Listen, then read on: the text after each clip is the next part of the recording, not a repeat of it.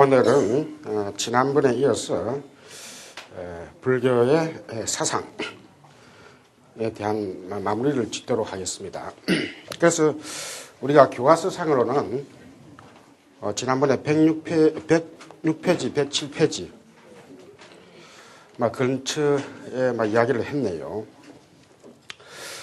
그래서 우리가 불교의 사상은 기본적으로는 그 당시 인도에서 이미 그 기본적인 그 테마들은 다 빌려와서 그것을 불교적으로 재해석을 한 것이죠.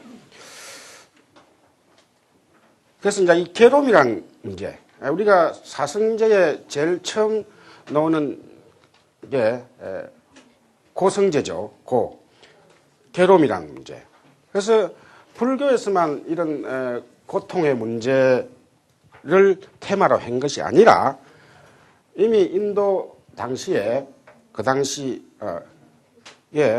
인도에서는 그 실존적인 그런 괴로움의 문제를 어떻게 해결해야 될 것이냐. 그래서 이제 신을 통해서 신관념을 통해서 해결을 해왔지만은 불교에서는 지난번에도 잠깐 말씀드렸듯이 결국 우리가 실존적인 고통, 그것은 바로 태어남을 통해서 생을 통해서 이미 우리가 안고 태어난다는 것이죠. 우리가 인간이라는 존재 혹은 살아있는 존재인 중생은 이미 태어날 때부터 죽어야 되는, 혹은 또 태어나면서부터 다른 무생명들과 갈등을 겪어야만 되는 그런 존재로서 이미 태어난다는 것이죠. 그래서 이것이 바로 우리가 이러한 해석 방법이 진리로서 이 현상을 있는 그대로 보는 것이지, 어떤 절대자를 내세우면 그것은 불교적인 입장에서는 어디까지나 현상을 있는 그대로 본 것이 아니다. 그래서 정견을 했을 때 결국은 이 고통이라고 하는 것은 집에서 왔다. 그래서 이 집 자체가 뭘 집자죠? 뭔가 모았다는 거예요. 이 모은 게 뭐냐? 그건 인간 개개인이 욕심을 통해서 뭔가 자기라고 하는 그런 그 착각된 자기를 계속 쌓았다는 것이죠. 말하자면 이런 자기를 싸움을 통해 가지고 이 소유화시킨 자기가 영원하길, 혹은 소유화시킨 자기는 마음대로 뭔가 할 수 있다고 하는 그런 착각에 빠지는 것이죠. 그래서 이러한 것을 부처님께서는 그 고통의 원인으로서 본 것이죠. 그럼 이 고통의 원인은 이러한 것을 있는 그대로 이해하고 이것을 풀려고 하면은 고통이 근본적으로 없어진다고 보는 거예요. 우리가 어떤 절대자를 내세워서 고통을 없앨 수도 있습니다. 그래서 불교에서도 우리가 여러분들 아시면 불교 안에도 많은 신중들이 있습니다. 많은 보살 신앙 있죠. 그러면 불교 체계 안에는 사실 우리가 다른 종교에서 말하는 그 신관념도 이미 포용을 하고 있는 상태입니다. 그래서 그러나 그것이 근본적인 해결 방법은 아니다는 거예요. 하나의 방편으로서 일시적으로 해결은 할 수 있지만은, 그래서 불교에서는 그러한 종교 내지는 그러한 사유 방법을 배척은 하는 것은 아닙니다. 왜냐하면 불교 안에도 그런 걸 이제 많이 받아들였잖아요. 근데 불교가 이제 포용 종교다고 하는 그 이유가, 다른 종교 같으면은 자기들 그 경전에 쓰여 있는 내용과 완전히 다르면은 그것을 이단시한다든가 배척해버리고 해탈을 할 수 없다고 하지만, 불교에서는 기본적으로 모든 사상을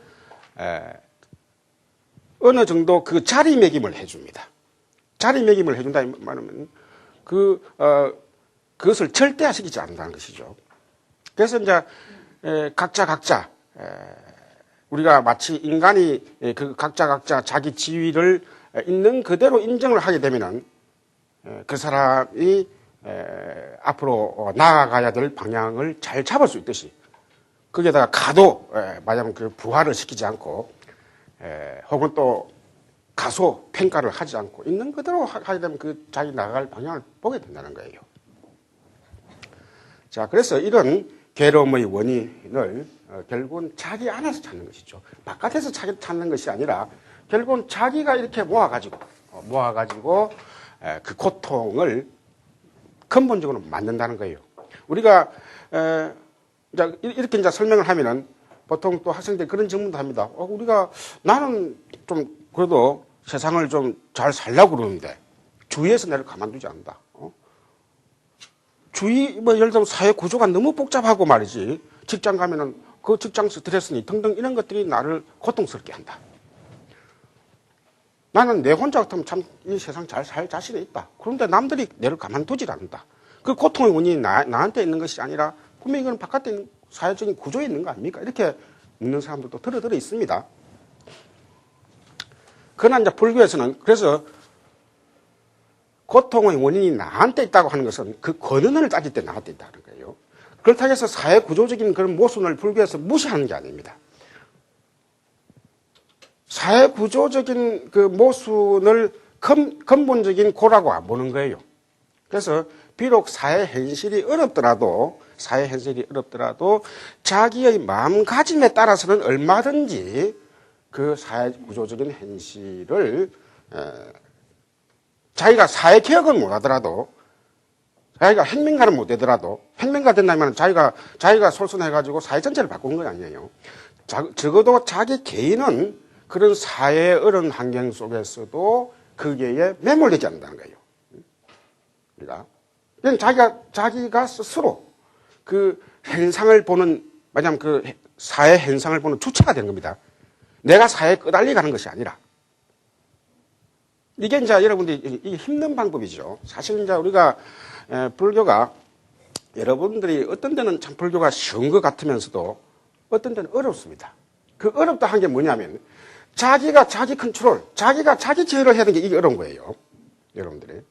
부처님 말씀 보면 어떤 게 참 쉬운 게 많습니다. 그런데 우리가 불교 아닌 다른 그 정신사회에서도 그런 이야기 많이 하죠. 우리가 평범하게 우리가 지킬 수 있는 그런 기본적인 예를 들면 열심히 게으르지 마라.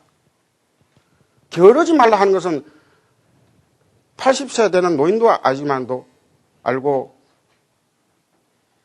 유치원 다니는 애들도 압니다. 그 말은 다 같이 합니다. 그러나 그것을 실천하는 것은 비록 80세 세월을 그렇게 변호때 하더라도 어렵습니다, 이게.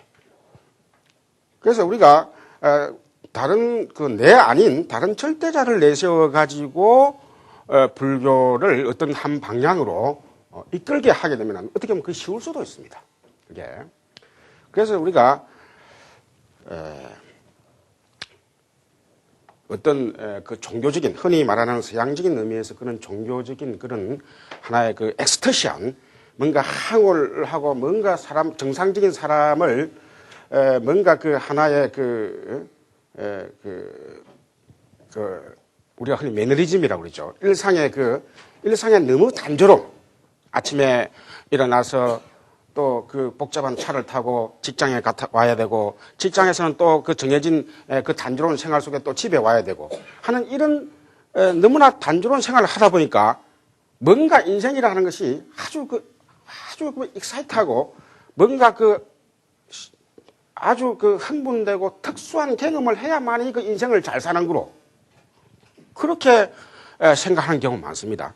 그래서 이제 그런 경우에 그런 사람들에게 종교가 하나의 그 피난처를 마련해 주죠. 종교라는 게 사실 그런 역할을 많이 합니다. 그런데 불교는 그러한 방법을 쓰지 않아요. 우리가 일상의 그 기중함, 우리가 나 좀 직장 생활 하다가 정말 그 직장 생활에 다니면서 따분하다 생각했는데 막상 직장을 그만두 보세요. 심한데 집에 있으면서 혹은 불규칙인 생활을 한다고 합시다. 그러면 그때 내가 직장에 그냥 왔다 갔다 하는 그게 지나서 보니까 참 그게 괜찮은 생활이었다. 그 생각이 말입니다. 예. 그래서 우리가 결국은 불교라고 하는 것은 이 괴로움의 원인이라고 하는 것을 그 근본으로 따질 때는 나한테서 있다. 우리가 그래서 이제 이런 것들이 다 불교적인 용어로서는 우리가 흔히 유심, 불교의 유심 사상이다. 말하자면 내 마음이 결국은 세계를 그렇게 보게 만든다고 하는 것이죠. 내 마음이 고통스러울 때는 세상이 고통스럽게 보이고, 그러나 세상이 고통스럽다고 해서 반드시 내 마음이 괴롭다는 건 아니에요. 우리가 반대로 내 마음이 괴로우면 세상이 고통스러운 것은 거의 다 100%입니다. 내 마음이. 그러나 세상이 고통스럽다 해가지고 내 마음이 반드시 괴로운 건 아닙니다. 여러분들이 저는 우리나라 그래도 잘 산다고 그러잖아요. 이제는 선진국 문턱에 들어선다고 그러잖아요. 그럼 예를 들면 이제 동남아시아, 특히 인도 같은 데 가면은 못 사는 사람들 참 많습니다. 세상이 저렇게 못 살 수도 있구나. 우리나라 같은 경우는 60년대 거의 중간까지만 해도 지금 청계천 같은데 저 강변에 보면은 그 판자촌이 쫙 휘었습니다. 저는 그래서 그때 70년대 초반에 서울 제가 올라오면서 그 보고 제가 충격을 받았어요. 와, 참, 판잣집도 보고 했지만도 저렇게 참 밀집, 해서, 말하자면 사람으로서의 기초적인 그런 의식주를, 못 찾고 있는 그런 환경을 봤는데, 그런데 이제 우리는 어느 정도 극복됐잖아요. 그런데 인도는 우리나라 60년대 그 초반에 그런 거하고는 더 비교가 안 될 정도로 참 주거 환경이 형편없습니다. 그는 강가뿐만 아니라 어디 도시 가운데도, 여기도 그렇고 도시 가운데 곳곳에 그런, 말하자면 천막촌. 천막이라고 할 수 없고, 천막이면 사실 좀 귀한 거예요. 그냥 이렇게 대강 걸쳐놓고, 혹은 또 걸칠 것도 없습니다. 그냥 인도는 이제 날씨가 그래도 좀 춥지는 않으니까 바로 그냥 야숙을 하는 거예요. 덮이는 것도 없는 거예요. 근데 자, 그렇게 보면 실질적으로는 사회 환경으로 보면 우리나라가 사회 환경이 좋고 인도가 사회 환경이 안 좋으니까 고통스럽다고 할 수 있습니다. 우리가 더 사회 환경을 불평할 수도 있습니다. 그런데 그 사람들의 얼굴을 보면 말이죠. 그렇게 평화로울 수가 없어요. 그렇게 살면서도 우리나라 사람들 세계적으로 상당히 얼굴이 좀 많이 굳어 있다고 그럽니다. 그래서 스마일 하자고 억지로 위스키 해서 하면은 그걸 하는데 그게 위스키 한다 해서 순간적으로 되는 게 아니에요. 그게 마음에서 우러나야 되거든요.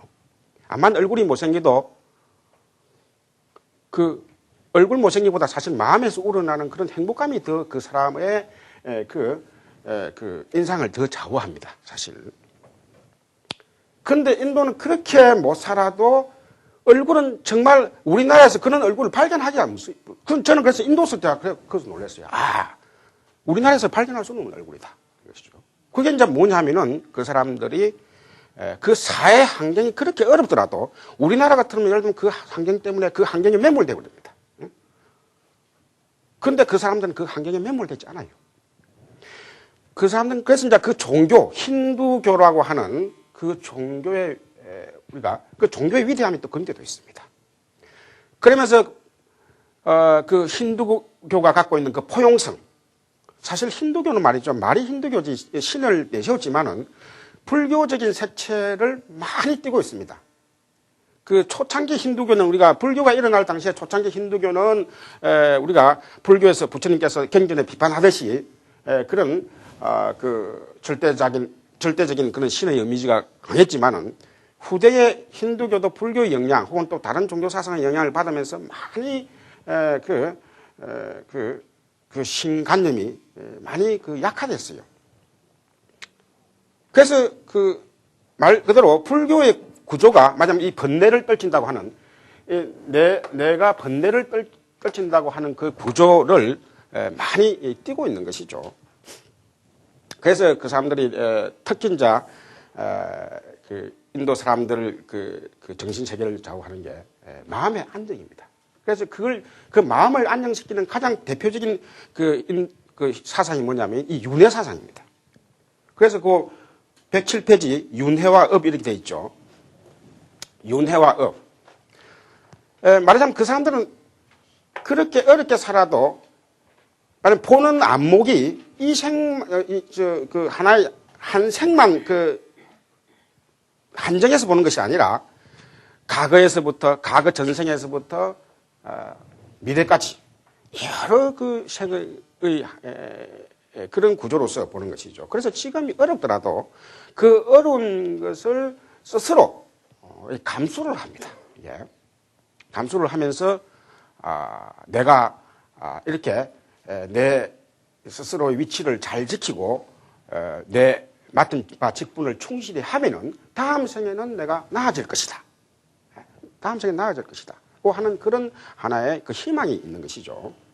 자, 그래서 이제 이런 부분들이 이제 우리가 불교적인 입장에서 봤을 때는 혹은 또 꼭 불교적인 입장이 아니라도 우리가 오늘날 정신세계의 그런 그 엄밀한 그 서양 철학적인 입장에서 볼 때는 너무나 어찌 보면 숙명론적이다. 과거지향적이다. 과거의 업을 갖다 100% 받아들여가지고 현재의 그 자기 자신의 그 위치에 대해서 너무 안주하려고 한다는 그런 하나의 그 부정적인 비판도 많이 하고 있습니다. 그래서 이제 우리가 불교에서는 이런 점을 말하자면 윤회관에 있어서 자칫 그 인도 사람들이 갖고 있는 그런 숙명론적인 그런 윤회관을 불교에서는 미래지향적으로 바꾼 것이죠. 얼마든지 스스로 현생에서 그 과거의 업을 적극적으로 소멸시킬 수 있다.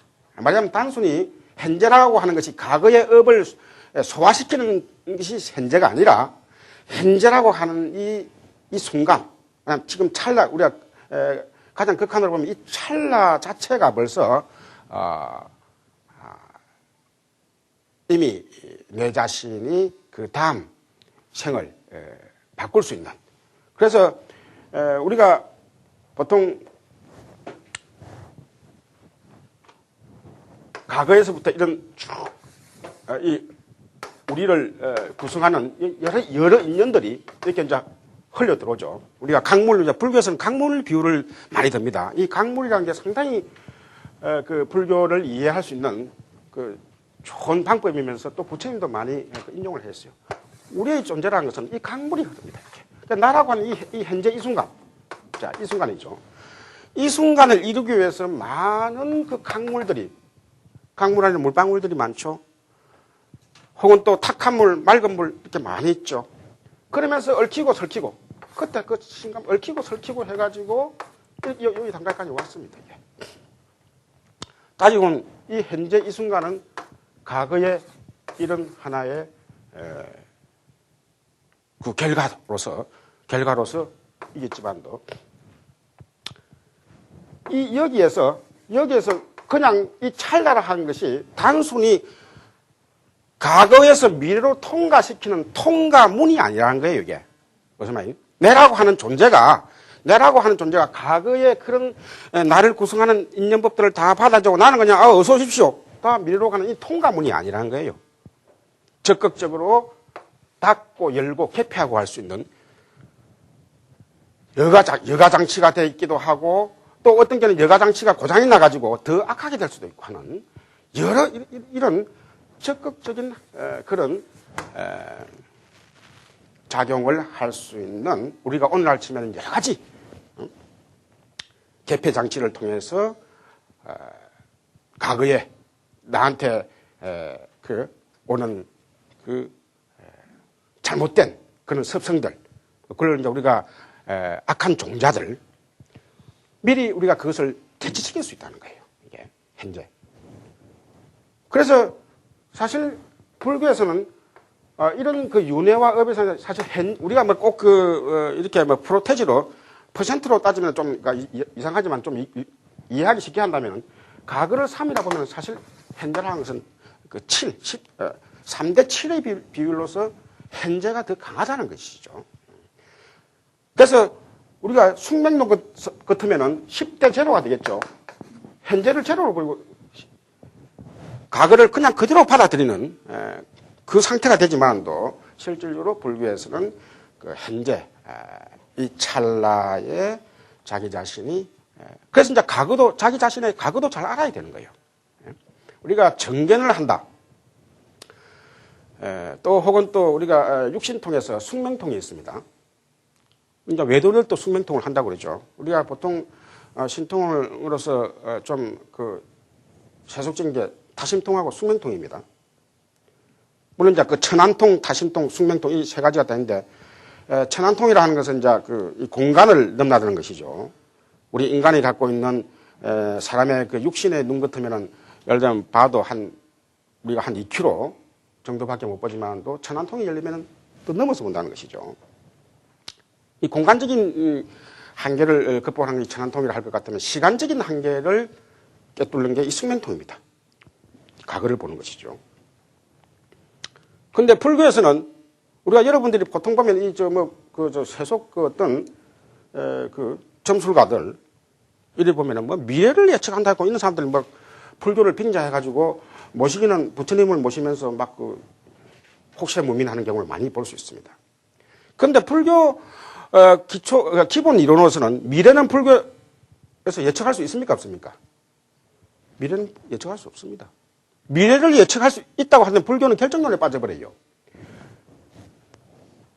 말하자면 방금 이야기했듯이 이 현재 찰나라고 하는 것이 있기 때문에 이 현재 찰나 아까 제로 같으면 아까 이 그냥 오는 것만 어서오세요 통과시키는 그 문만 역할을 한다면은 미래를 우리가 100% 예견을 할 수 있습니다. 그러나 이미 현재라고 하는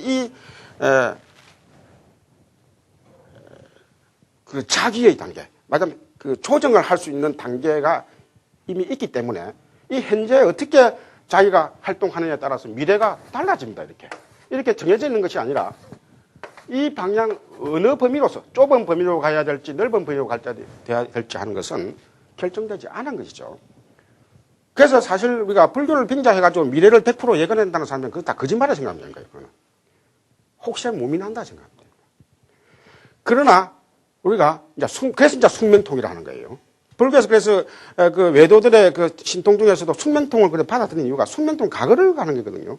그럼 과거를 이제 본다 이 말은 결국은 우리가 물론 이제 자기 전생을 본다.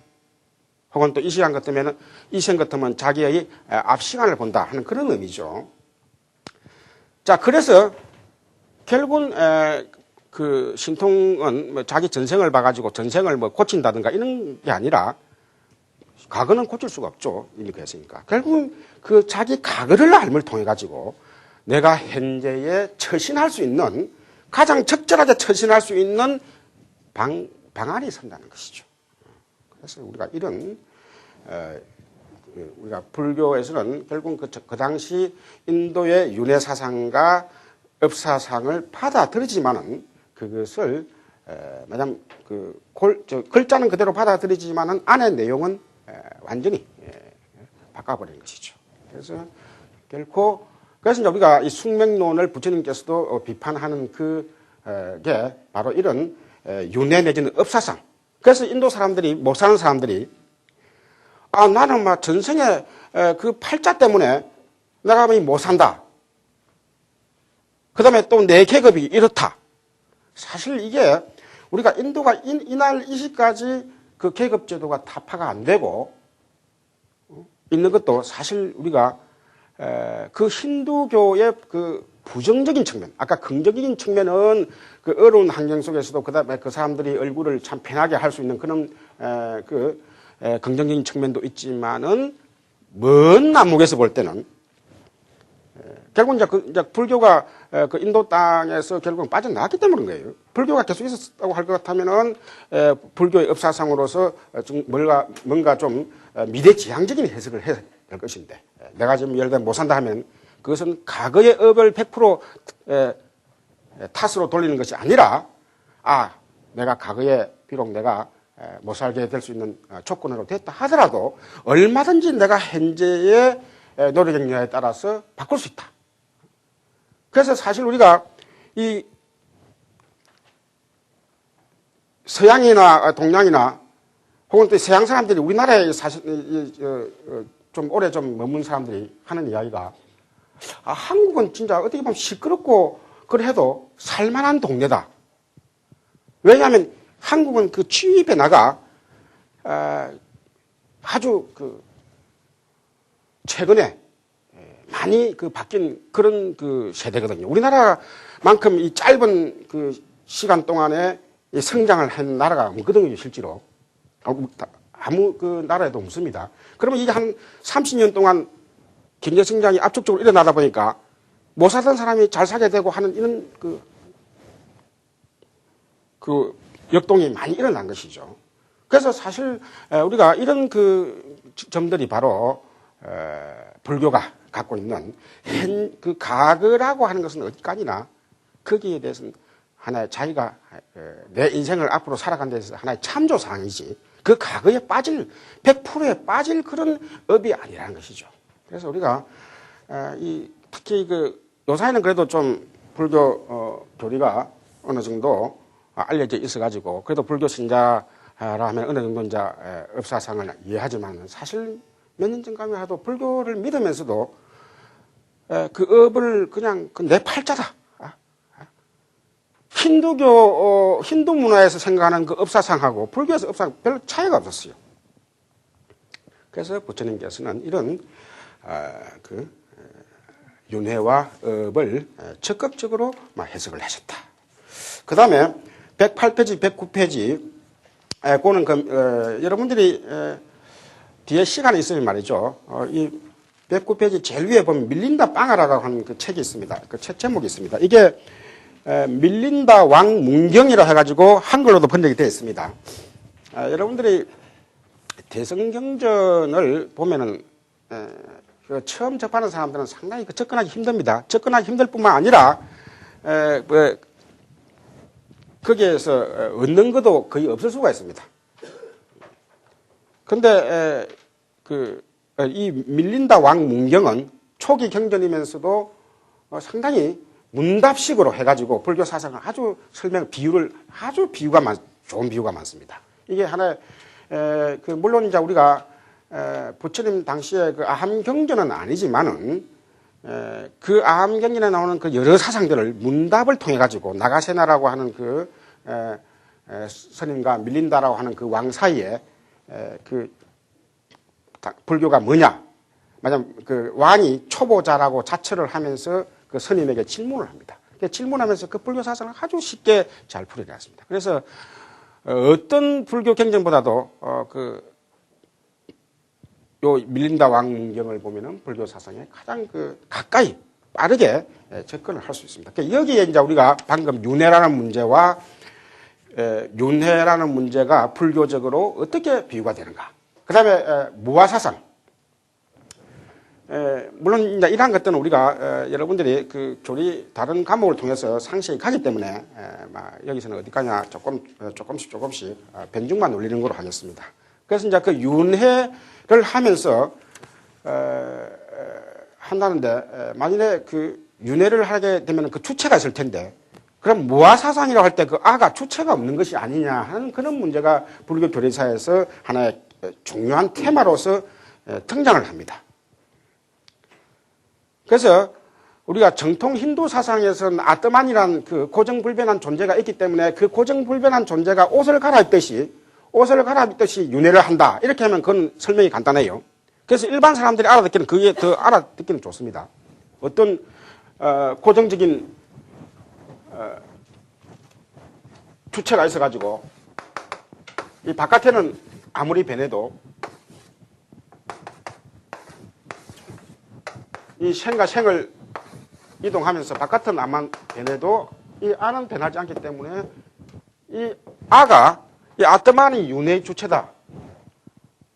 고 하기 때문에 그 힌두 사상에서는 이런 문제의 모순은 실제로 없습니다. 그런데 불교에서는 이런 게 없다. 무아라 하니까 무아인데 어떻게 이 생과 다음 생을 건너뛰면서 그 업을 받는 주체가 될 수 있느냐 하는 문제죠.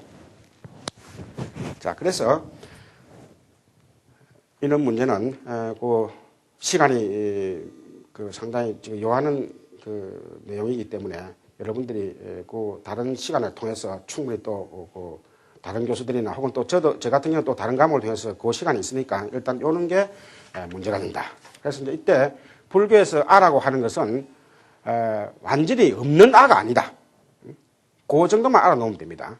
만약 허무의 아가 아니라 만약 완전히 없다는 게 아니에요. 나라고 하는 존재는 지금 여러분들이 당장 꼬집으면 꼬집히는 그 존재인 나가 있죠.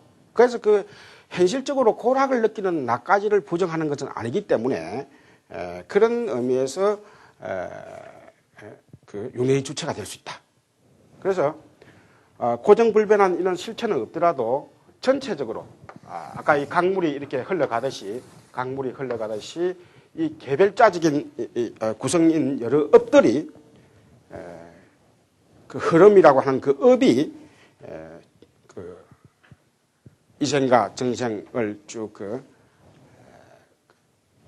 이동시키면서 그 자기의 그 업력을 이동시키는 것이죠. 그래서 충분히 윤회의 주체를 고정불변하게 설정을 안 해도 불교의 윤회 사상을 성립시킬 수 있다. 이래 보는 게 이제 우리가 불교의 정통 학설입니다.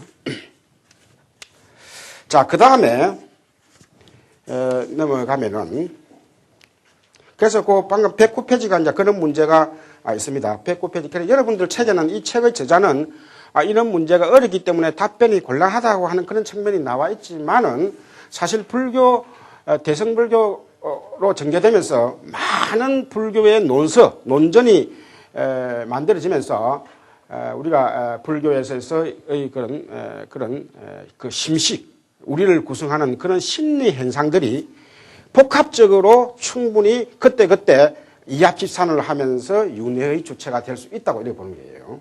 그래서 자, 그 다음에 110페이지로 넘어오세요. 자,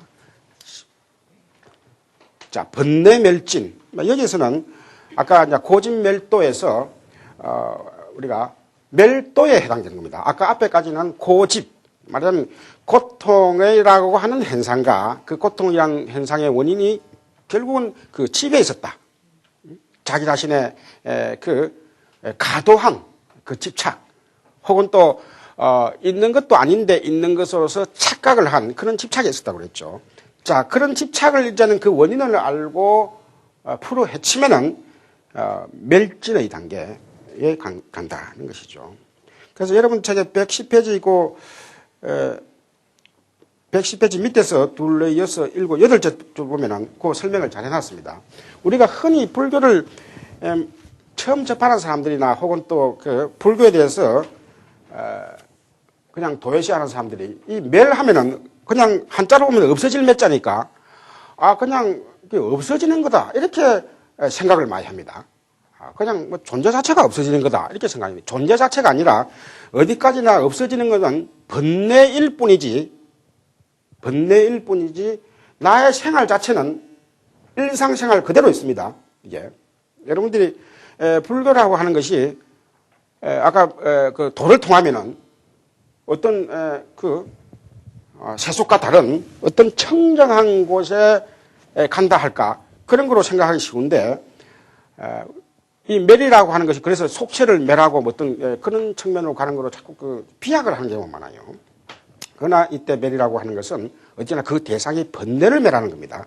그래서 번뇌를 멸한 그런 상태 속에서 일상생활을 그대로 유지하는 것이죠. 자, 그래서 그런 이제 그 이야기들이 적혀 있습니다. 그래서 그 대성불교에서는 그래서 이런 매를 혹시 오해할까 싶어가지고 그 밑에서 둘째 줄 돼 있죠. 번뇌적 보리라는 표현이 있습니다. 번뇌적 보리. 번뇌와 보리라고 하는 것이 적혀 있다는 것이죠. 적혀 있다. 우리가 이 적이랑 여러분들이 아마 이 불교 그에 보면 이 적이랑 색적 시공 할 때도 그렇죠. 색적 시공. 색적공, 공적색, 뭐 이런 거 똑같죠. 적이라는 게 있죠. 이게. 그래서 이 적을 해석을 잘못하면은 적을 얼마나 잘 해석하느냐에 따라서 이제 그 사람의 불교 사상에 어느 정도 깊이를 알 수가 있죠. 그래서 이걸 단순히 동전의 양면이다 생각하면은 그건 한 50점밖에 못 받아요. 동전의 양면이다. 이쪽 동전이 있어가지고 이쪽 면은 색이고 이쪽 면은 공이다. 그러면은 왜냐면 한쪽 면이 또 한쪽 면이 분리되어 있죠. 공과 색이 분리되어 있죠. 그러나 이 적이라고 하는 것은 그런 분리된 의미가 아닙니다. 그래서 이제 우리가 한글로 번역할 때도 색이 바로 공이다. 색 안에 그러니까 번뇌적 보리 할 때도 번뇌가 따로 있고 보리가 따로 있는 것이 아니라 것이죠. 그래서 그래서 한글로 번역할 때도 번뇌 가운데 깨달음이 있다. 번뇌 가운데. 그래서 우리가 이런 것들이 바로 그 일상성. 우리가 보통 보면 그래서 이런 것들이 물론 이제 철학적으로 보면 방금 그 어려운 그 방법 설명 방법을 전개시키지만 가장 간단하게 생각하면은 그럼 일상 가운데 우리 일상 가운데 그 깨달음이 있는 것이지 또 깨달았다고 해가지고 일상을 떠나는 게 아니다는 것이죠. 이것을 우리가 나타낸 겁니다. 그래서 우리가 이 사성제 비유를 인도 전통적으로는 그 환자를 치료하는 의사와의 관계 속에서 비유를 많이 합니다. 그래서 번뇌를 이제 병이 났다고 보는 것이죠. 그러면 우리가 훌륭한 의사 같으면은 그 병을 그 현상을 보고 그 병의 원인을 잘 관찰하죠. 아까 집이 어디서 왔냐. 그 병이라고 하는 것이 결국은 우리가 이제 육체적인 그런 그만 한정을 지울 때는 예를 들면 그런 암세포가 결국 병을 일으켰다. 그러면 암세포만 없애면 되는 것이죠. 자, 암세포를 없애는 게 이제 멸이잖아요. 그러면 이 사람이 결국은 암세포를 멸해버리면은 그 사람은 결국은 정상으로 돌아오는 겁니다. 정상으로 돌아오는 거예요. 병자에서. 결국 우리도 우리를 정신적으로 비유를 하면은 결국은 번뇌를 떨쳐서 정상으로 돌아오는 거예요. 그러니까 그래서 부처님께서는 기본적으로 모든 중생은 다 부처가 아직 안 됐으니까 기본적으로는 다 착각에 빠져 있는 것이죠. 사실 종교에 이제 그래서 우리가 기독교에서는 이걸 이제 자기들 나름대로 원죄라고 하는 그 표현이 신이 아닌 한 모든 존재는 결국 원죄를 갖고 있다. 원죄를 갖고 있기 때문에 그 원죄를 풀어 헤칠 다른 타자를 구해야 된다. 그 원죄를 자기는 못 풉니다. 근데 불교는 그 구조가 뭐냐면 자기가 풀 수 있다고 보는 거예요. 이게 이차입니다. 불교는 중생은 모두 다 아까 아라고 하는 어떤 이 무상한 가운데서의 아를 생각 안 하고 고정됐다가 보는 그런 착각된 마음을 다 갖고 있다는 거예요. 중생. 그걸 이제 우리가 반야성경에 나오는 전도몽상입니다. 전도몽상. 그러니까 중생들은 다 병을 안고 있는 거예요. 전도몽상병이라고 하는 것을 다 안고 있는 거예요. 그래서 이제 결국은 그것을 번뇌라고 보는 거예요. 그걸 이제 근본 번뇌라고 봅니다. 여러분들이 지금 번뇌라는 게 단순히 아이고 내가 지금 걱정거리가 있다. 내 아들이 뭐 어떻게 해야 될 때 그거는 우리가 근본 번뇌에 안 들어갑니다. 아이고 내가 지금 좀 사업 때문에 좀 골치가 아프다. 이런 거는 이제 불교에서는 근본 번뇌에 안 들어갑니다. 말하자면 인간이 갖고 있는 그런 아까 말한 태생적으로 갖고 오는 그 병. 그래서 종교에서 타치하는 것과 그분납니다. 사실 우리가 일상적인 그런 사업이 안 풀리고 혹은 내가 뭐 어디 몸이 좀 아파서 간 건 의사한테 가야 되죠. 그 의사한테 가서 충분히 할 수 있는 의사 그런 것을 종교에다가 100% 다 맡길 수 없는 것이죠. 그래서 불교에서는 그런 방법을 쓰는 거예요. 그래서 결국은 아까 의사에 비유해서 육체적인 병 같은 경우에는 의사가 기업을 하지만도 불교에서는 이 정신적인 근본 본래는 결국은 그것을 퇴치하는 의사는 누구냐? 바로 자기 자신이라고 보는 거예요. 자기 자신이라고 봅니다.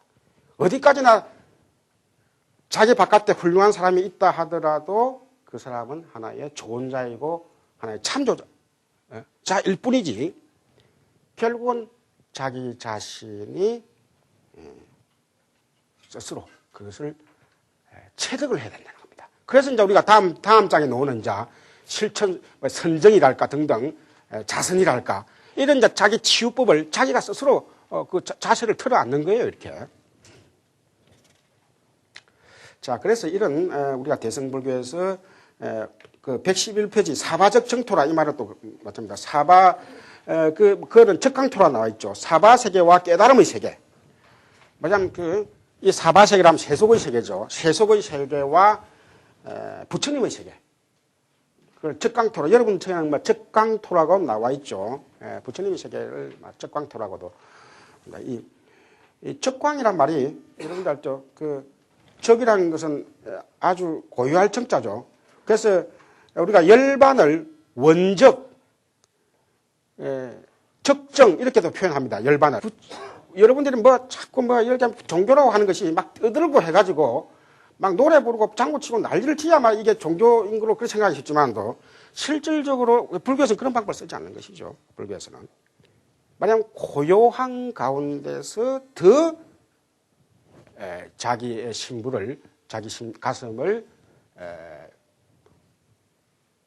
밀어 들어오게 하는 그런 그 힘이 있다고 보는 것이죠. 그래서 이제 적광 혹은 또 우리가 이 선사들은 성성적적이랍니다. 아까 적적, 고유할 적자죠. 그래서 선사들이 도를 통했을 때 그 성성적적한 경지가 됩니다. 성성이라는 것은 내가 빛이 비치는 거예요. 훤하게 비치는 겁니다. 그래서 그것을 이제 우리가 여러분 뒤에도 책에 나오지만 정해쌍수. 우리가 선정에 든다 해갖고 고요한 데 앉아 단수 있는 것만 생각하면 이거는 불교 점수에서 30점, 100점 만점에 30점밖에 못 받아요. 그냥 여러분이 보통 고요한데 어디 간다고 산속에 많이 가져요. 그러나 불교를 불교답게 하는 것은 이 해가 있기 때문에 그렇습니다. 정해.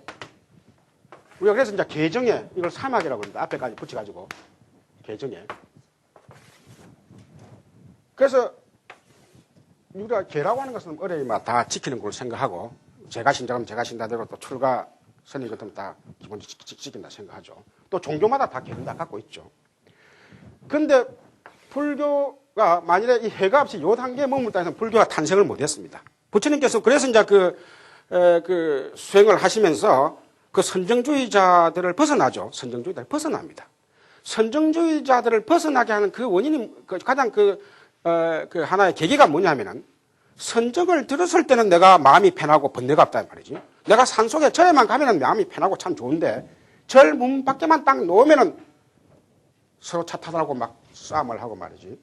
또 혹은 또 맛있는 거 좀 더 먹으려고 말이거든요.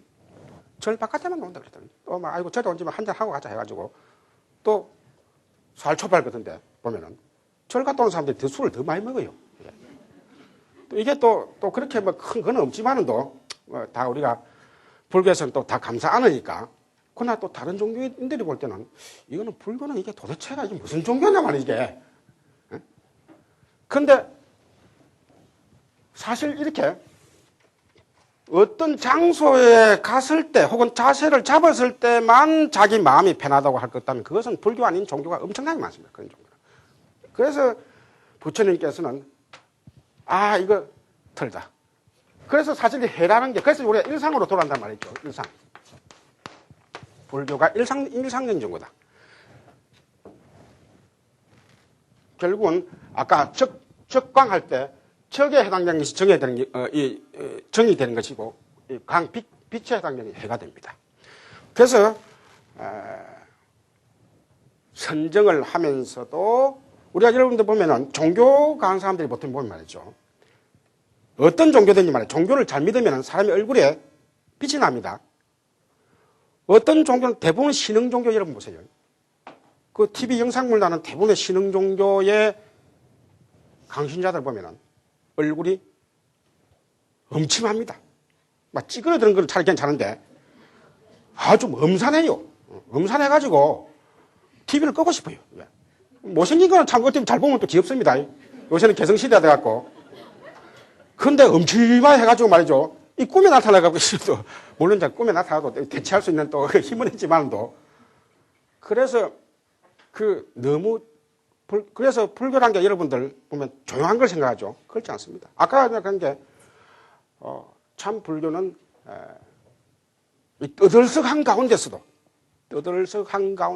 떠들썩한데 매몰되지 않고, 고요한 가운데서도 고요한데 매몰되지 않는 겁니다. 이게. 그래서 이제 정의 쌍수라 합니다. 우리가 전통, 이거는 뭐 제가 쓰는 게 아니고, 가장 일반적으로 불교 수행에 있어서 대표님 정해. 그래서 쌍수해야 된다. 함께 다 수행을 해야 된다. 쌍수.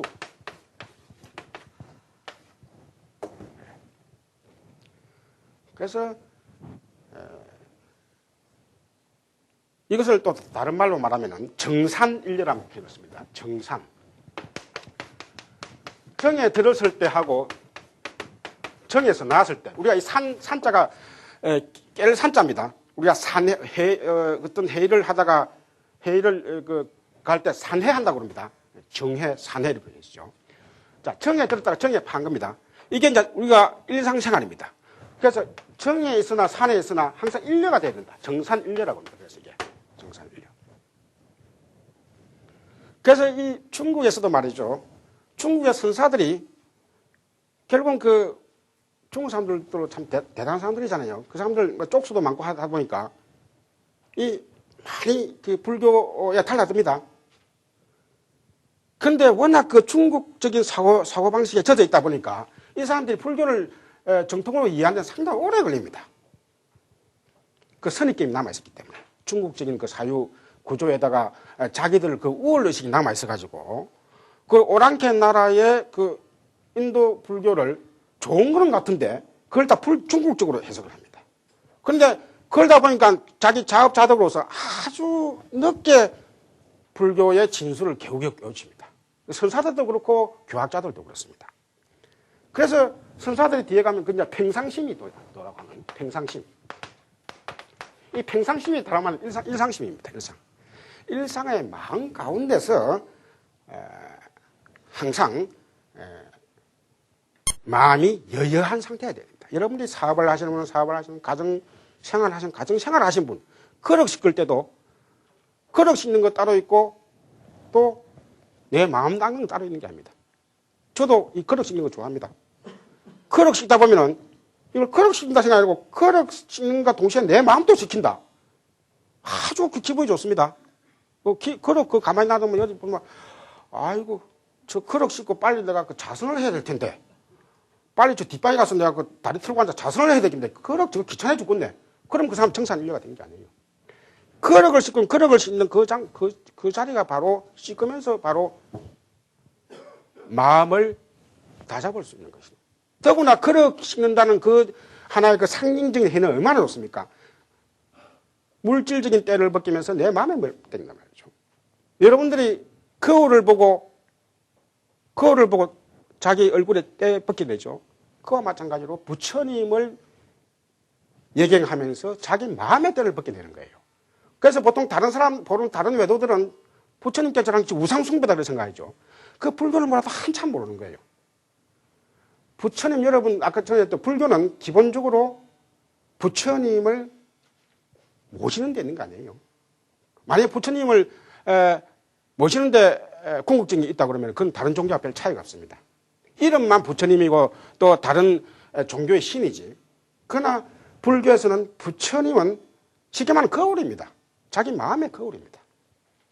평소에 세속생활 하면서 우리가 마음의 거울을 집에 발견할 수가 없잖아요. 집안 구석구석에 골치 아픈 것만 많고 어디 보면 더 성질만 나고 뭐 아들 보면 딸 보면 더 성질만 나고 그런데 저래 참 오랜 세월 동안에 참 저렇게 마음 편히 사신 부처님이 계신단 말이에요. 부처님한테 절하고 자기를 낮추고 하면 자기 마음의 때가 술술 벗어지잖아요. 예. 그러고를 통하고 자기가 자기 스스로 부처님과 동격이 되는 거예요. 이게. 그래서 여러분들 책에 대해 보면은 불교는 교주가 없다는 이런 표현까지 나옵니다. 이 책을 제가 교재로서 많이 썼는데 아마 제가 이 책의 이 저자가 참 그런 것들을 아주 정확하게 잘 꼬집어내고 있다는 것이죠. 이런 책이 드뭅니다, 여러분들이. 그래서 불교는 종교인데도 교주가 없다고 표현할 정도로 실제로는 그 맞는 이야기죠. 왜냐하면 교주라 하는 것은 우리가 종교에서 독보적인 존재가 돼야 되며 다른 신도들은 교주를 받들어 모셔야 됩니다. 그런데 불교는 근본적으로 교주가 눕니까? 납니다. 또 바깥에 또 교주가 또 있잖아요. 남아 있는 게 아니라 다 있잖아요. 모두가 다 교주입니다. 불교는. 모두가 다 교주니까 결과적으로 교주가 없다 이래 되는 거예요. 이게. 그래서 이런 구조는 불교 아닌 종교는 이런 구조를 갖고 있는 종교가 없어요. 그래서 어찌 보면은 상품으로 볼 때는 불교가 가장 상품성이 있는 거예요. 그러니까 상품성이 있다 말은 아주 그 종교로서의 가장 개성을 갖고 있다. 구조가 개성을 갖고 있다는 거예요.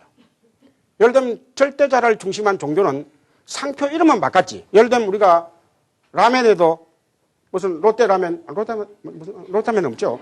농심라면, 삼양라면, 옛날에 삼양라면 제일 처음 나왔죠.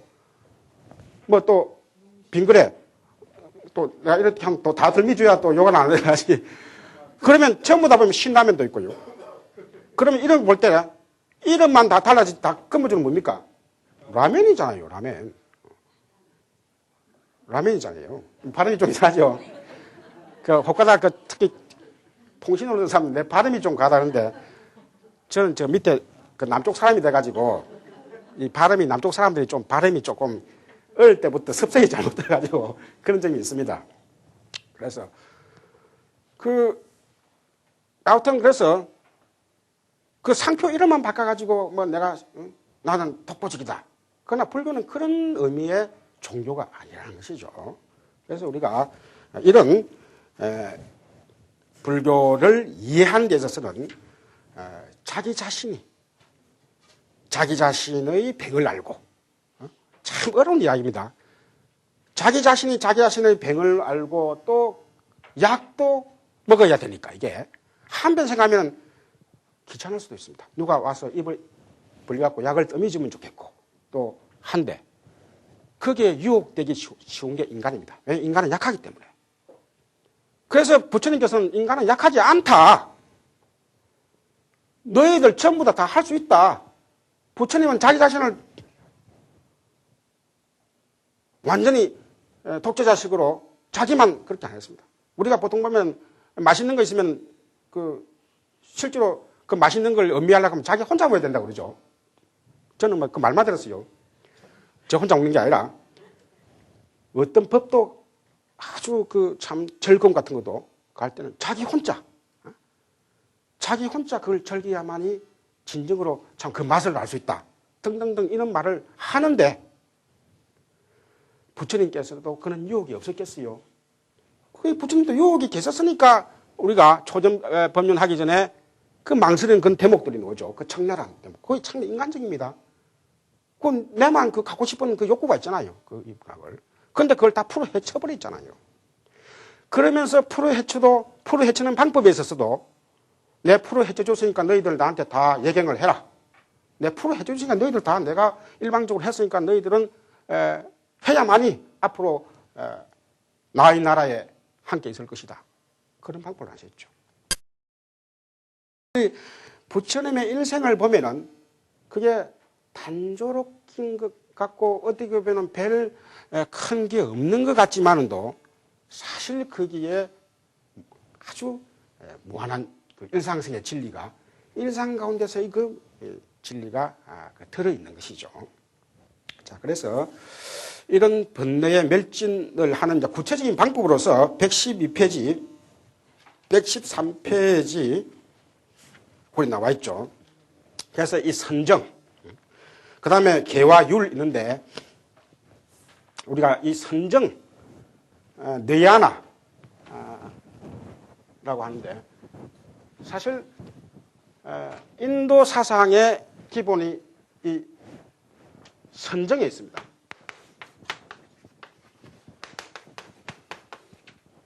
그래서 이 선정의 유래됐다면 요가에 있다고 그랬죠. 요가에. 그래서 내관, 우리가 결국은 내관을 통해서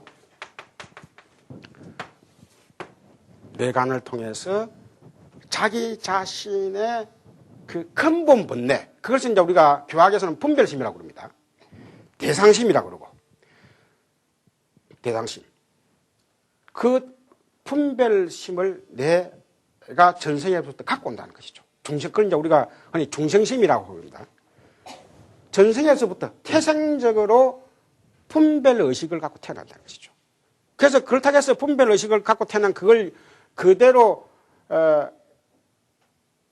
말하자면 다른 종교에서 말하듯이 딱 원죄로서 틀이 돼 있어 갖고 그것은 다른 사람 어떤 절대자가 나서 가지고 풀어주지 않으면 자기 스스로 그 쇠사슬을 못 푸는 그런 구조가 아니라 불교에서는 자기 스스로 그 분별이라고 하는 그 쇠사슬을 풀 수가 있다는 것이죠.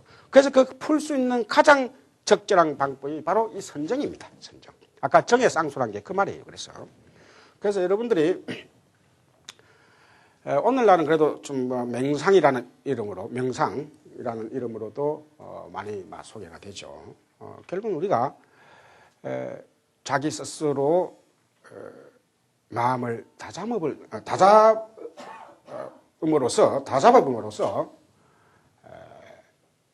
그 앞에까지 대상에 끄달리던 마음들, 우리가 마치 대상을 가지야만이 내가 풍부해지는 걸로, 혹은 또 대상과 함께함을 통해서 내가 풍부해지는 걸로 그렇게 생각했는데, 도리어 내가 잠잠히 있으면서 대상을 저 멀리 놓고 보니까 도리어 모든 대상이 다 내 안으로 들어왔다. 이제 사실 이게 우리가 흔히 그 불교라는 이름이 아니고도 그런 표현들을 많이 쓰죠. 버림을 통해 가지고 내가 다 얻게 됐다. 사실 이게 이 사상이 결국 불교 사상이에요. 버림을 통해 가지고 내가 다 얻게 됐다. 우리가 보통 세속인들은 가지야만이 자꾸 많이 가지는 걸 생각하는데, 실질적으로는 가진 사람일수록 더 욕심이 더 생긴다는 거예요. 가지면 가질수록, 어느 정도 가지면 욕심이 없어질 거로 생각했는데, 가지면 가질수록 욕심이 더 생겨서 결국은 그것 때문에 자기가 고통에 빠지더라, 갈등에 빠지더라는 것이죠. 그런데 내가 대상을 버리다 보니까, 혹은 또 간조를 하다 보니까 도리어 그 대상이 내 안으로 들어왔다. 자, 여러분, 그래서 이제 우리가 자선을 할 때 가장 기본적인 뭐냐면 한 점을 응시하는 그 기초적인 방법을 많이 씁니다. 한 점이 있다면은. 그래서 이 한 점을 여러분도 다 응시를 할 수 있습니다.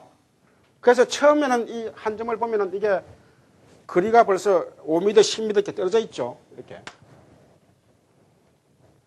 근데 한 10분만 이 응시를 하면은 이 점이 떨어졌다는 걸 느끼지 못합니다. 자, 그럼 느끼지 못한다고 해서 자기 마음이 무슨 변화가 일어나느냐.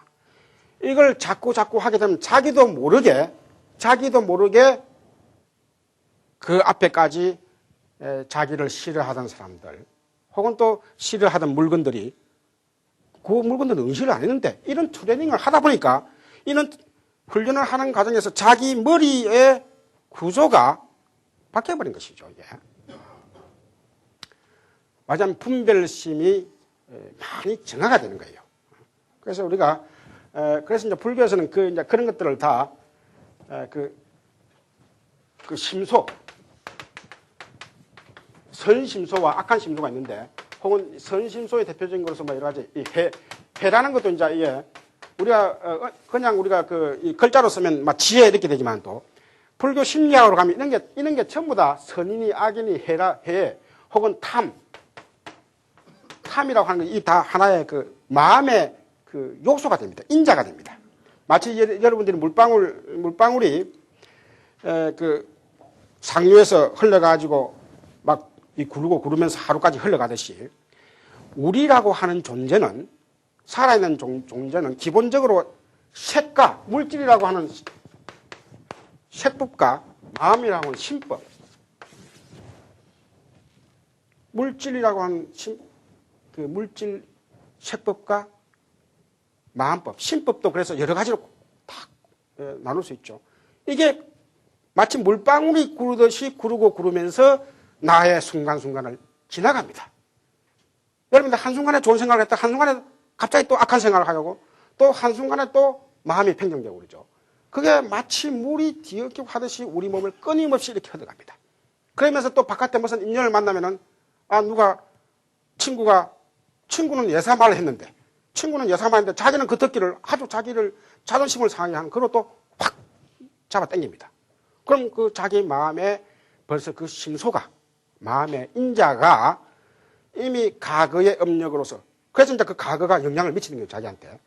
친구는 평소에 아무렇지도 않게 이야기했는데 그것을 그대로 받아들입니다, 이게.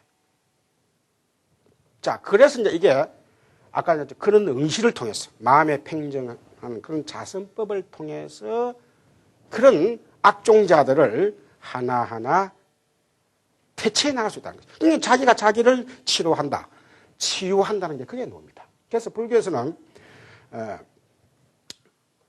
근본적으로 자기가 자기를 치유하지 않으면 병이 낫지 않는다 보는 거예요. 그 전도몽상병이 낫지 않는다 보는 거예요.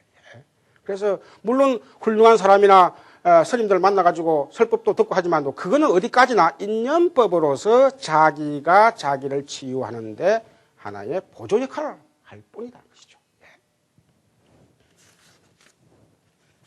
자, 그래서 이제 그 선정, 우리가 그래서 원래 선정이라는 것은 인도 문화의 대표적인 수행 방법이지만은 불교에서는 이것을 받아들여서 보다 더 적극적으로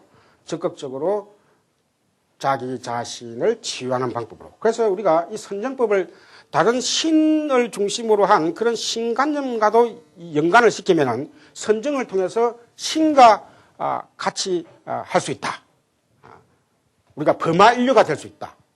혹은 신의 자리에 나갈 수 있다. 등등등 그렇게까지도 해석하는 경우가 있지만 불교에서는 그런 방법을 쓰지 않고 있다는 것이죠.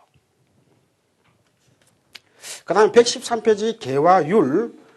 이 개화율은 전번에도 잠깐 나왔지만도 우리가 개라고 하는 것은 자기 개인적으로 자기 스스로를 규율하는 겁니다.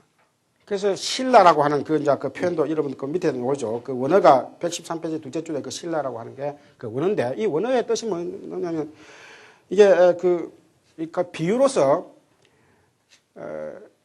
마치 강물이 상류에서 만약 옆에 둑이 없다고 할 것 같으면은 자기 가고 싶은 대로 물이 흘러갈 것이다. 그런데 둑을 양쪽에 딱 쌓아 놓으면은 이제 둑 역할을 하는 것이 바로 이 개가 됩니다. 그래서 그러면은 둑만 잘 쌓여 있으면은 그 강물이 흘려서 바로 바다로 자연스럽게 가듯이 일정한 계율을 잘 지키면은 깨달음의 세계로 반드시 간다는 것이죠. 이게 이제 개의 가장 어원적인 해석입니다. 물론 이제 거기는 이런 어떤 섭성, 섭행, 막 이런 간섭 이런 뜻이 있지만도 결국은 그 간섭을 잘만 들이면 그래서 우리가 부처님께서도 그 유언을 하시는 그 한 대목 중에 게으르지 마라 한 게 어떻게 보면 종교의 지도자로서 뭔가 색다른 것을 기대하는 사람한테는 너무나 평범한 말 같지만도 이 말 속에는 깊은 뜻이 있다는 거예요. 게으르지만 않으면은 뭘 해도 게으르지만 않으면은 언젠가는 깨달음의 세계로 갈 수 있다고 하는 말하자면 자기 자신에게 자신을 치유하는 방법을 맡겼을 때 가장 기초가 뭐냐면 게으르지 않는 것이죠. 남에게 맡겼으면 자기가 게으르게 됩니다. 남이 대신 해줄 수 있으니까. 그러나 불교에서는 자기가 자기 스스로를 구제해야 되기 때문에 게으르면 안 되는 것이죠. 그 다음에 이제 율이라고 하는 것은 우리가 단체 생활, 우리가 상가라고 하는 교단에서 불교에서는 어떤 그 교단보다도 위계 질서를 그렇게 따지지 않습니다. 말하자면 그 명령자가 있어가지고 여러분 책에는 막 어떤 그 지도자를 하나의 명령자로 표현을 했는데 불교는 그 단체 운동이 완전히 민주적입니다. 여러분들 그 민주적인 그 대표적인 경우가 그 대중공사 하는 거하고 바루공양 등등 음식 먹는 것도 그렇고 토의하는 것도 그렇고 말이죠. 오늘날 영국의 그 정치 의회 제도가 사실 역사적으로 볼 때는 정치사적으로 보면 가장 먼저 민주주의가 됐다 하지만도 사실 종교까지 다 계산을 한다면 불교가 사실 이 지구상에서 가장 먼저 그 민주주의적인 그런 방법을 절차를 구체적으로 정하면서 여러분 그 책봉 계율장 보면 말이죠. 구체적인 절차를 하나하나 다 정해놨어요. 마치 우리가 국회법에 오늘날 국회법에 어떻게 돼야 한다 하듯이 많은 그 갈마법, 그걸 이제 갈마법이라고 합니다. 그게 하나의 공동체를 원만하게 유지해 나가는 데 있어서는 가장 모든 대중의 의사를 공평하게 반영하는 것이 가장 그 단체를 잘 이끌 수 있다고 하는 그런 방법을 썼다. 이렇게 이야기할 수 있겠습니다. 자, 그 다음에 114페이지 보면은 여러분들 잘 아시는 팔정도 이야기, 개정의 이야기 등등 겁니다. 여러분 읽어보시면 되고요.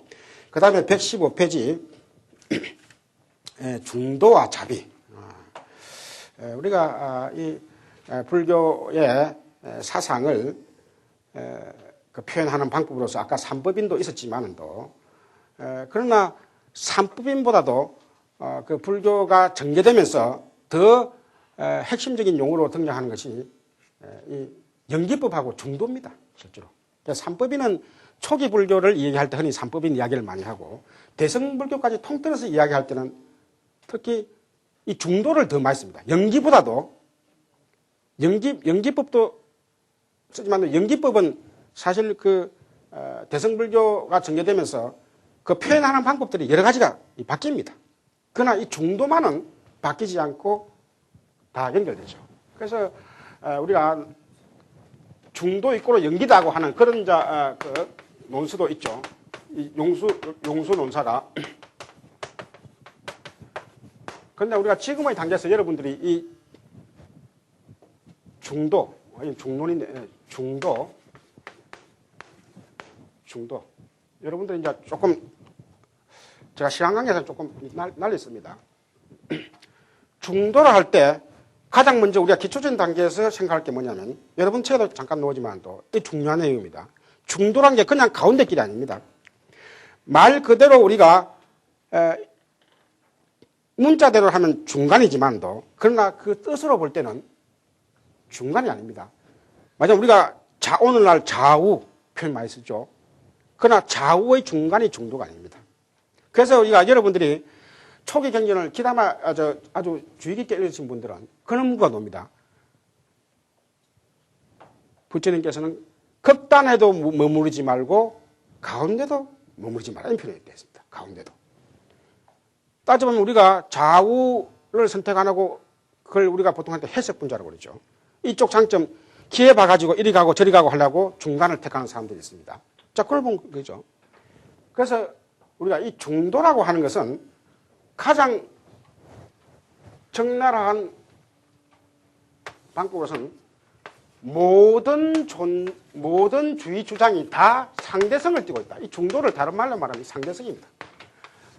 그래서 용수 논사가 아까 연기, 중도 있고로 연기라고 그렇게 풀이하는 그 하나의 논리가 이 상대성입니다. 공산주의 얼마나 절대화시키고 많은 사람을 죽였습니까? 자본주의 또 얼마나 절대화시켜가지고 많은 노동자를 또 기계의 부속품으로 전략을 시켰습니까? 그 다음에 자본주의도 아니고 공산주의도 아니고 중간의 입장에 있으면서 얼마나 많은 이득을 택한 사람이 많습니까? 자, 이게 어떤 한쪽을 절대화시켜서 그렇습니다. 그래서 불교에서는 이 세상의 모든 주의 주장은 다 어떤 것도 다 상대성이 있지 절대화될 수 없다는 것이죠. 이게 이제 중도입니다. 그러니까 가운데라는 말을 하고는 우리가 자칫 잘못 오해하기 쉽죠.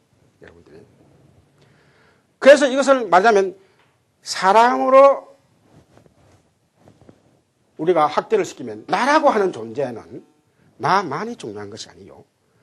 남도 중요한 것이요. 또 그렇다 해서 남이 중요하다 해서 남을 절대화시키서도 안 되는 것이죠. 우리가 자칫 잘못 우리가 노예근성이라 해가지고 인간이 우리가 그걸 노예의 평화라 해가지고 그 니체가 한 말입니다. 노예 생활을 함을 통해 가지고 우리가 의지 생활 어디에 의지를 함을 통해 가지고 평온함을 느끼는 거예요. 그게 인간의 본능입니다. 애가 엄마한테 의지해 가지고 평온을 느끼듯이 이런 감정들이 사실 종교 감정으로 많이 확대가 되죠. 그런데 불교에서는 바로 어떤 것도 절대화시키지 않습니다. 그래서 불교에서는 유교에서 이야기하는 부모도 절대화시키지 않습니다. 이게 불교가 갖고 있는 어떤 세상에 있는 어떤 주의 주장도 기본적으로는 상대적인 겁니다. 그래서 부모와 나도 어디까지나 부모와 자식 관계도 어디까지나 이건 1대1 관계입니다. 1대1 관계로서 부모도 자식을 공경하고 자식도 부모를 공경해야 돼요. 그는 이 세상에 태어난 데서 갖고 가장 가까운 인연을 맺었기 때문에 그 인연법에 의해서 부모님을 공경하고 자식을 사랑하고 하는 것이지 유교에서 말하는 부모님께서 내에게 살을 떼줬기 때문에 내 머리털을 떼줬기 때문에 그렇게 부모를 절대화시키는 방법을 쓰고 있지 않죠. 그래서 우리가 여러분들이 그래서 이 중도라고 하는 것이 여러 가지로 그래서 전 불교 초기 불교에서부터 저 대승불교까지 이러한 중도 정신을 읽게 되면은 그것은 불교가 아니다 이렇게 이야기할 수 있는 거예요.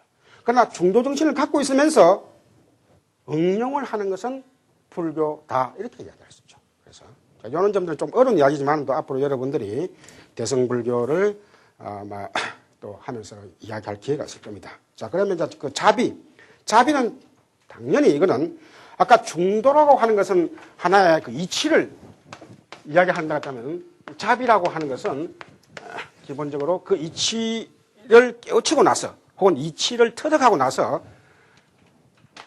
그것이 대사회적으로 혹은 남들에게 나타나는 방법이 자비로서 나타난다는 것이죠. 자연적으로 내도 중요하고 남도 중요하니까 거기서 진정한 자비가 나옵니다. 그래서 불교는 동정이 아닙니다. 일방적인 배품이 아니에요. 절대 그 자비라 하는 것이 말이죠. 우리가 보통 보면 종교에서는 절대적인 그런 은총을 다른 종교에서 많이 이야기합니다. 그러나 불교에서는 절대적인 은총을 인정하지 않습니다. 그래서 자비라고 하는 것도 가장 근원적으로선 나와 남이 동격이라고 하는 다르지 않다고 하는 이런 정신을 깔고 있어야지 나는 훌륭하고 당신은 좀 모자라니까 내가 자비를 베풀어야 될 존재다고 하는 그런 정신을 갖고 있으면 그거는 진정한 자비도 아니고 그것은 자기 자신도 자만심이 빠지면 자기 자신도 망치고 상대방도 망치는 일입니다. 그래서 우리가 이런 것이 일시적으로는 그 사람을 평온하게 할 수 있지만도 불교에서는 그런 일시적인 것을 만족하지 않고 근본적으로는 궁극적으로 그 사람을 나와 동격의 존재로서 인정하는 것이 진정한 자비다. 그래서 중도와 자비는 바로 이꼬로 되는 겁니다, 이게.